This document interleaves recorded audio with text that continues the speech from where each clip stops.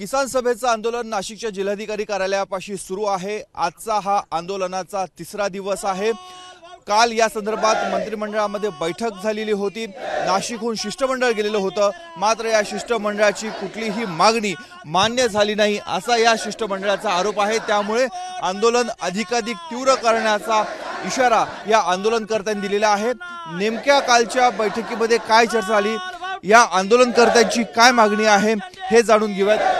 काल तुम्ही गेलेले होते, कुठल्या मागण्या तुम्ही मांडल्या होत्या आणि कुठल्या मागण्यांवर तुमचं समाधान झालेलं नाहीये?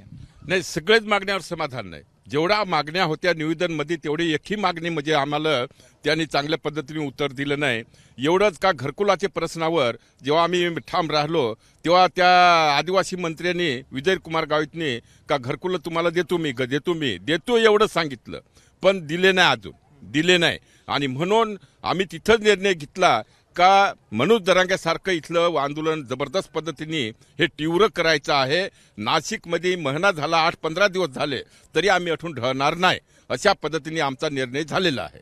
मग आता बैठक कुठे होणार आहे? या बैठकीमध्ये कोण कोण सहभागी असणार? नाही, ह्या बैठकीमध्ये तुम्हाला सांगितलं असं कामरेड गावित साहेब, इरफान शेख, डॉक्टर कराड हे वरिष्ठ देवगतीक नेते राहतील आणि आमची सगळी जिल्हा कमिटी राहणार आहे।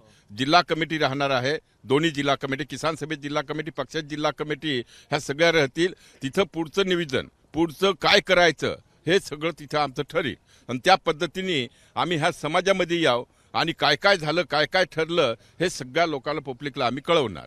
पण सरकार सकारात्मक आहे, सरकारकडनं सांगितलं आहे की आम्ही मागण्या मान्य करण्यासाठी प्रयत्न करतोय। नाही, ते सांगतात, पण साहेब कसं ते मागण्या मान्य करतो हे सांगतात पण मान्यच करत नाही। फक्त शिष्टमंडळ गेलं त्याला कुठंतरी खुश करायचं आणि काढून द्यायचं, नाखू जी परिस्थिती आहे तीच राहणार, असं ते म्हणजे ठगण्याचंच काम चाललंय।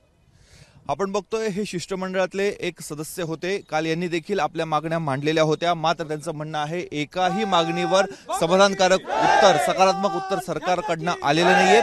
सरकार एकीकडे मनोज जरांगे यांचं आंदोलन थोपवण्यामध्ये यशस्वी होत असताना नाशिकमधनं इशारा दिला जातोय मनोज जरांगे यांच्यासारखंच आंदोलन नाशिकमधून सुरू करायचं। त्यामुळे आता या आंदोलनाचा शेवट नेमका कसा होतो हे बघणं अत्यंत महत्त्वाचं आहे।